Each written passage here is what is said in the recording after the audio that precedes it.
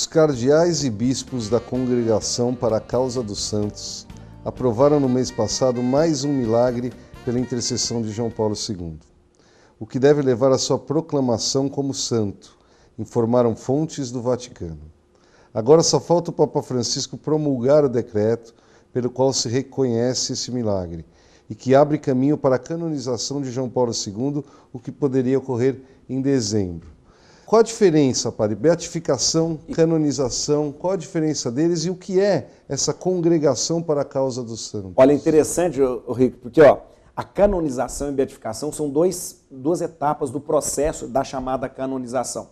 A gente tem que entender o seguinte, a canonização acontece quando a igreja afirma e atesta que uma pessoa que viveu, né, as virtudes da fé, uma pessoa que testemunhou essa fé, uma pessoa que viveu santamente, ou seja, ela tem tido uma vida santa, essa pessoa, depois de morta, ela se encontra no céu.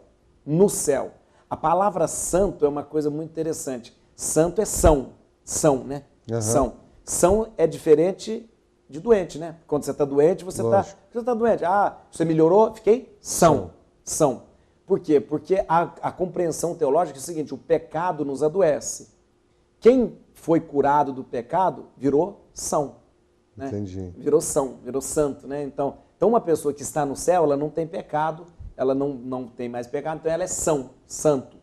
E aí o que acontece? Como é que nós podemos afirmar isso? A igreja, ela afirma isso e ela atesta isso a partir de um estudo muito profundo da vida dessa pessoa, das virtudes dessa pessoa, de tudo que ela viveu, de tudo que ela falou, de tudo que ela escreveu, de todas as pessoas que ela conviveu. E se foi realmente atestado que essa pessoa viveu uma vida de santidade, a igreja então começa a procurar se há algum fato extraordinário, que nós chamamos de milagre, que tenha acontecido por causa dessa pessoa. Então, para que o milagre aconteça, é claro que essa pessoa tem que ter morrido, e alguém tenha invocado a intercessão dessa pessoa pedindo um milagre. E milagre para a igreja é uma coisa muito séria. O milagre não é assim. O milagre tem que ser espontâneo, ele tem que ser instantâneo e ele tem que ser extraordinário. Por exemplo, instantâneo é o seguinte, eu não posso dizer que é milagre, vamos supor, se eu pedir para João Paulo II para ser curado de um câncer, aí eu venho fazendo tratamento de quimioterapia, e aí fica bom. Fiquei bom. Não é milagre. Tá certo. Não é milagre. Vou receber uma graça? Recebeu. É uma graça que tem recebido de Deus. Mas o milagre tem que ser instantâneo. Eu estava com câncer e instantaneamente o câncer desapareceu. Então, isso é milagre. Explica-se isso? Vamos então analisar. Vamos levar para uma comissão. Vamos levar para uma comissão. Essas comissões compõem o que você tinha perguntado. A Congregação para a Causa dos Santos. O que é a Congregação para a Causa dos Santos? A gente tem que entender o Vaticano como um governo, que é o Papa, que é o monarca, o Papa, e ali os ministérios em volta.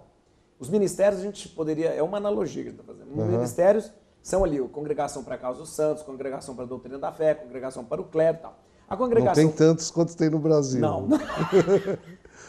Nossa, mas ainda bem que não aprendeu com a Dilma. Nós tínhamos... Aí, olha, então a Congregação para a Causa dos Santos, ela cuida de quê? Ela tem ali uma comissão de cientistas, ela tem uma comissão de teólogos, uma comissão de cardeais. Essa comissão de cientistas, ela fica encarregada de estudar os casos extraordinários que tenham acontecido por intercessão daquela pessoa. Então, como que chega esses casos lá? Por exemplo, vamos lá, abriu-se um processo de canonização. Quem é que abre? O bispo do local. Então, por exemplo, vamos dar um exemplo aqui no Brasil. O Frei Galvão, que foi canonizado. Então, abriu-se o processo de canonização. Dom Paulo, que era da arquidiocese aqui, abriu o processo. Porque tem que se abrir o processo onde o candidato está enterrado. Então, ele está enterrado naquela diocese. Ah, é onde ele está enterrado. Onde ele está enterrado. Não onde ele viveu. Não, onde ele está enterrado. Tá. Ele morreu ali? Então tá. Então vamos abrir o processo aqui, em São Paulo. Minha Chica foi aonde que ela está enterrada? Em Baipendi, diocese da Campanha. Abre-se o processo na diocese da Campanha.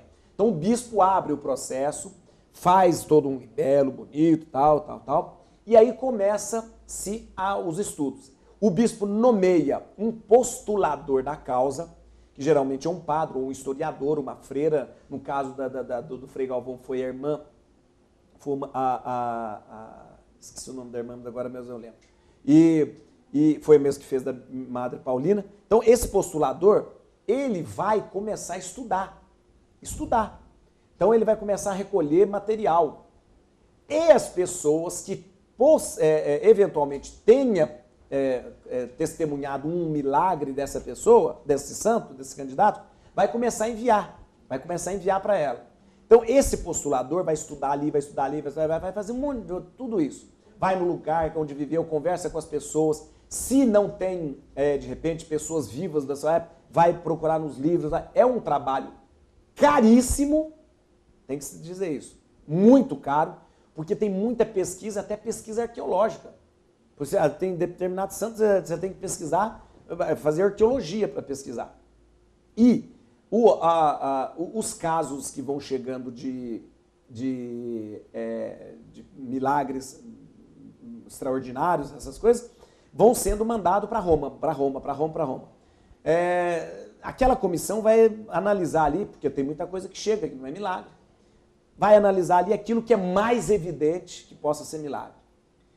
Analisando aquilo, uma comissão vem para o local, uma comissão do Vaticano vem para relatar, para tomar o testemunho das pessoas, que é mais fácil uma comissão vir do que todo mundo ir para lá, para o Vaticano. E nisso inclui os cientistas, Sim, que vem, geralmente vem um cientista e vem um outro, um cardeal, vem para alguém da congregação. Essa comissão também tem aquele lado daqueles que compõem uma ala mais cética. Sim, assim.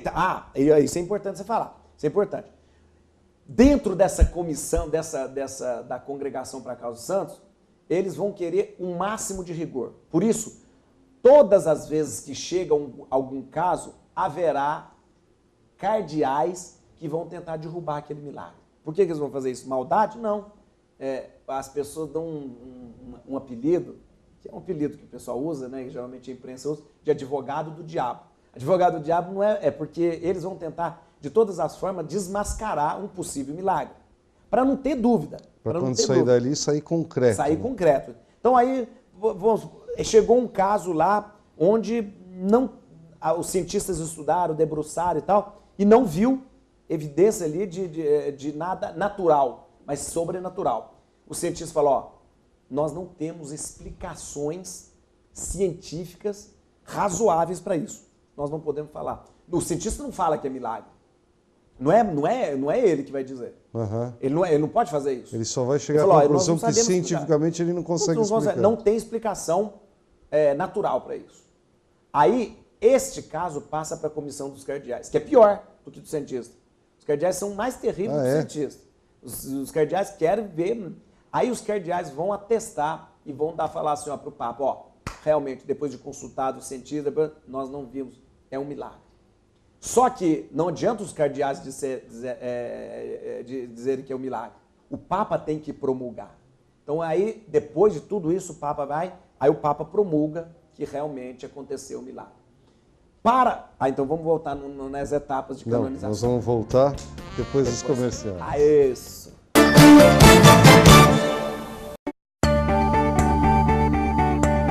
Dizendo não à ilegalidade, à pirataria, à sonegação, ao desmatamento e à corrupção. Você está optando pela ética. Ética é uma palavra curta, mas definitiva. Ética, ou você tem ou não tem. www.institutoricardoizar.com.br. Nós estamos de volta e a gente estava falando sobre canonização, beatificação, falando sobre a Congregação para a Causa dos Santos. Isso. E lembra que eu tinha te falado antes das etapas, né? Aham. Das etapas da canonização, né? Não, isso eu estava falando da questão da composição. Isso. Que tem até prêmio Nobel que... Tem, Não é? na verdade, quando essa comissão de cientistas, na verdade, são cientistas mesmo, não são padres, são cientistas. Né? Para a Academia de Ciências do Vaticano, nós temos hoje, né, 23 prêmios Nobel. Então, é muito sério. Qualquer assunto relacionado à ciência não é da cabeça do Papa, não é da cabeça Entendi. dos padres. Tem embasamento, tem né? embasamento. Então é bom que as pessoas saibam que a igreja não brinca com esse tipo de coisa. Né? Aliás, a igreja sempre teve muito rigor, né, nessa questão da ciência. Por isso, né, a ciência, ela caminha ao lado da fé e uma não se opõe à outra. Ciência e fé estão andando de mãos dadas, mesmo porque a ciência comprova aquilo que a fé fala. Né? Aham. Mas aí, olha, para você ver uma coisa, esse processo de canonização que a gente estava falando, que se declara, se fala assim, ó, foi um milagre, nós precisamos, para que um candidato seja declarado santo, de 2 milagres. Mas antes de 2 milagres, nós precisamos de um processo enorme. Então, são várias etapas que esse candidato passa. Quando se abre um processo é porque houve já muito estudo na própria diocese. O bispo estudou, pesquisou, falou. Então, o bispo fala, ó, vamos abrir o processo. Quando se abre um processo, essa pessoa passa a ser servo de Deus.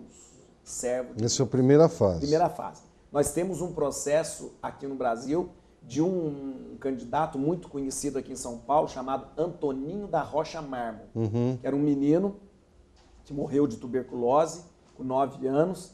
Esse processo foi aberto há 4 anos atrás pelo Dom Odilo. Então, ele é servo de Deus. Quando se comprovar as chamadas virtudes heróicas... O que são as virtudes? O que são as virtudes heróicas? Virtudes heróicas é depois de estudar e ver que essa pessoa viveu santamente, as suas falas, os seus escritos, tudo isso, para ver se realmente ele tinha coerência naquilo que ele fazia, naquilo que ele rezava, naquilo que ele vivia. Né? Então, quando percebeu e se testemunhou, se atestou que essa pessoa viveu santamente, né? E viver santamente significa vida de oração, vida praticando as ações de misericórdia, que é cuidar dos pobres, vestir o nu, dar comida para quem tem fome, ou seja, enterrar os mortos no caso de fazer a sua solidariedade. São tudo obras de misericórdia que todo cristão deve viver, mas que aquele candidato deve viver, nada que possa macular a sua vida. Aí, ó, foi certificado que ele viveu as virtudes heróicas. Ele, de servo de Deus, passa para venerável. Venerável. Tá. Então, ele passa a ser venerável.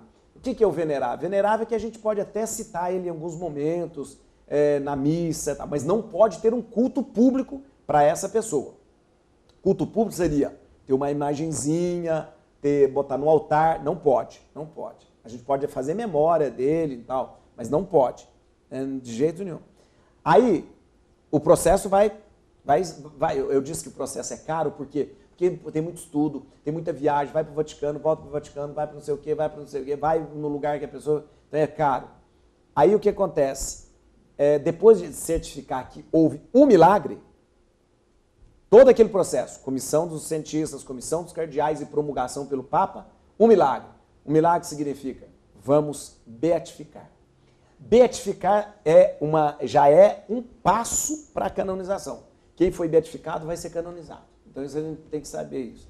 O Papa João Paulo II... Você tinha falado da diferença do beato e do santo, né? Santo, Da questão do mesmo, local. Do local. Eu disse que o beato já praticamente ele está no céu, ele já intercede, mas precisa de mais comprovação da sua vida, dos milagres e tal. O beato ele não pode, ele só pode ser invocado em culto na diocese que ele é beato. Eu não posso fazer uma igreja dedicada a um beato fora da sua diocese. Tá. Ele pode ter uma imagenzinha, mas aquela imagem tem que só ficar na diocese. lá na diocese. Tá. Vamos dar um exemplo a minha Chica ficou beata. Então ela pode ter igreja só lá em Baipendi, só lá na diocese de Campanha, da Campanha. Lá que ela pode ser invocada publicamente. O santo, quando ele foi canonizado, ele pode ser invocado no mundo todo. Pode ser feita igreja no mundo todo. Pode ser erigido altar no mundo todo para aquele que é E santo. para passar de beato para Para santo? passar de beato para santo, nós precisamos comprovar mais um milagre. Você começou falando que a comissão dos cardeais aprovaram mais um milagre do João Paulo II. Se a comissão dos cardeais fez isso, é porque já passou pela comissão dos cientistas.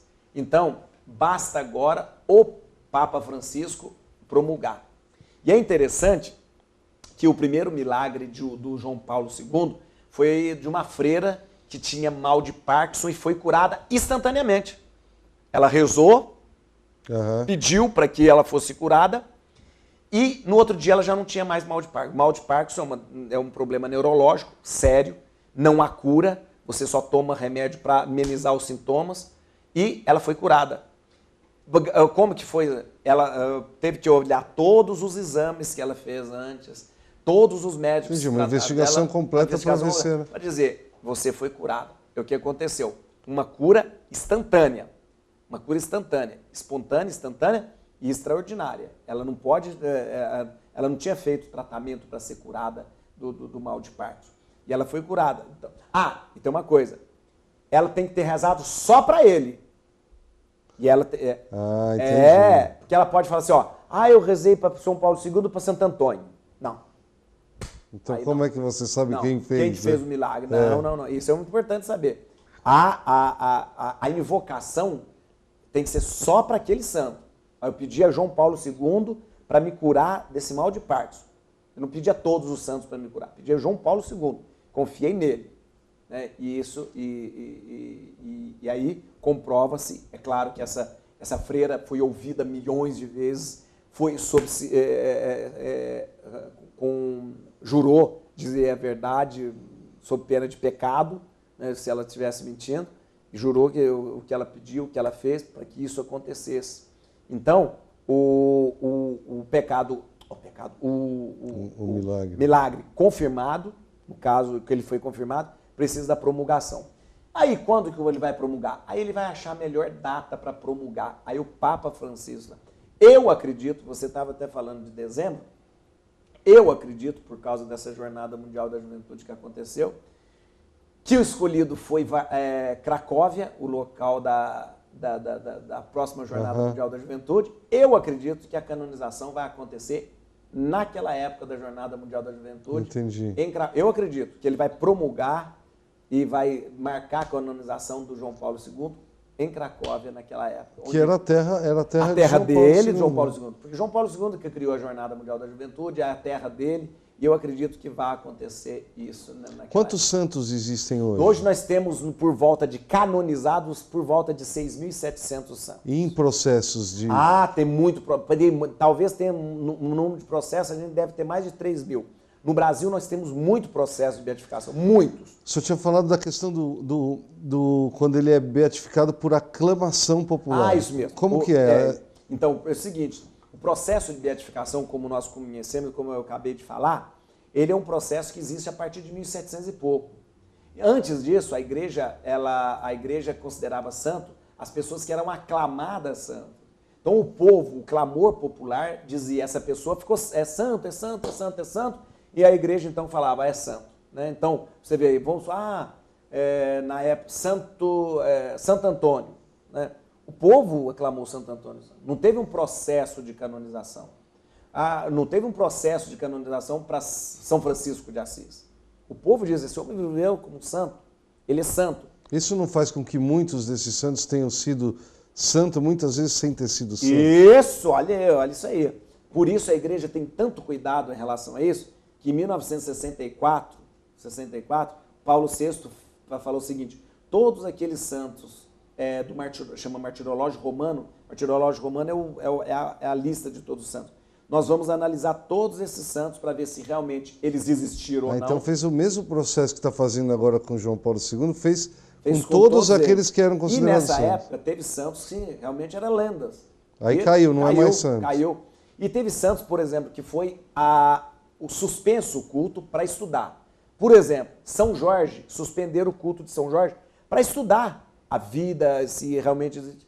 E a igreja estudou muito e realmente confirmou que São Jorge foi um grande santo, era soldado romano do Império Romano, né? Nasceu na Capadócia e foi um homem, um grande santo, né? E na época, olha que interessante, essa época que Paulo VI fez isso, era a época que no Brasil tinha ditadura. E na época que o governo militar estava caçando todas as pessoas. Então, a maneira com que o pessoal usou para dizer, para fazer uma crítica à ditadura militar, que não podia fazer crítica, quem era para fazer crítica era exilado, né? Então, a maneira que achou foi usar essa coisa dos santos que estavam sendo suspensos, e aí o pessoal falava assim, São Jorge foi caçado, né? São Jorge foi caçado, caçaram São Jorge. Mas, na verdade, não houve nada, esse termo de caçar na igreja, nem uso, nem existe. Os cultos foi suspenso para se analisar. Mas era uma maneira de se dar um cutucãozinho no governo militar, se colocando contra essa questão das cassações que aconteceram, né? Então, hoje, muita gente fala assim, mas São Jorge não foi cassado? Não, isso, na verdade, foi uma brincadeira da oposição de usar esse termo de cassação, de tudo isso, mas São Jorge não foi cassado. São Jorge é um santo muito querido. São Jorge é padroeiro da Inglaterra, é muito querido pelos libaneses, pelos seus primos, todos. Nossa, todo mundo gosta de... Cada libanês tem um Jorge dentro de casa, né? É verdade. Sempre tem um Jorge. E Jorge é muito, muito, muito querido mesmo. São Jorge é muito querido. E todos os santos hoje que a igreja tem como culto, para que se faça culto, foram comprovados a sua autenticidade, existência, tudo isso. E o santo tem uma coisa muito interessante. O que é o santo? Para duas coisas que nós temos o santo. Modelo e intercessor. E o mais importante é que ele seja modelo. Na igreja, os santos são colocados como modelo. Eu quero imitar os santos. Não a intercessão. Isso, e a intercessão também. Mas o mais importante é o modelo. Então eu vejo um santo, como ele viveu, a maneira que ele viveu, e eu quero viver como ele. E intercessão por quê? Porque eu acredito que ele estando no céu, junto de Deus, ele pode interceder por mim. Eu peço a São Jorge, eu peço a João Paulo II, olha, reza aí para mim. Ele vai rezar para mim e vai interceder. Modelo, intercessão, são os dois grandes atributos dos santos. Show de aula hoje, hein, Pablo? Viu que coisa? Antes de despedir, queria só lembrar que tem CD novo agora. Eu lancei o meu CD faz pouco tempo, Abraço de Paz, CD novo, tem a participação da Tânia Mara, tem uma música linda, um sambinha, Amizade é Tudo, uma Ave Maria da Vitória, que é uma música linda, uma Ave Maria bonita, e está em todas as lojas. Todas as lojas você pode encontrar o CD. Então dá para escutar um pedacinho do CD agora. Vamos escutar agora. Voltando no próximo bloco, a gente está escutando, vamos escutar o CD.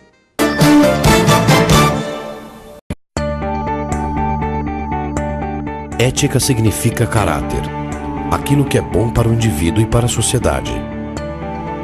Para ser ético, basta dizer não. Não ao desmatamento ilegal. Não à corrupção. Não à sonegação.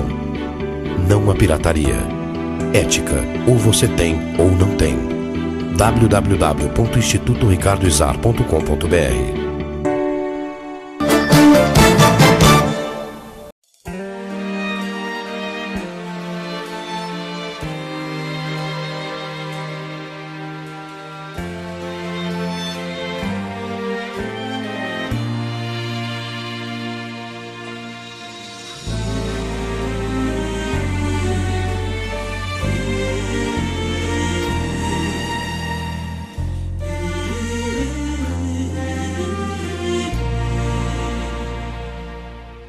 Quando acordo eu sempre penso em Ti, Senhor. Sei que a luz do meu caminho é a luz do Teu amor. Cada instante do meu dia tem razão e faz sentido, porque não estou sozinho, sei que estás sempre comigo. E se a dúvida tomar meu coração, eu me volto pra Jesus e lhe peço em oração que me encha de coragem pra eu poder seguir com fé e me ensine a cada dia a ser mais como Ele é. Só teu amor me dá força pra viver, é a estrela que me guia, luz que brilha no meu ser. Só teu amor tem o dom, tem o poder de fazer a alegria todo dia renascer.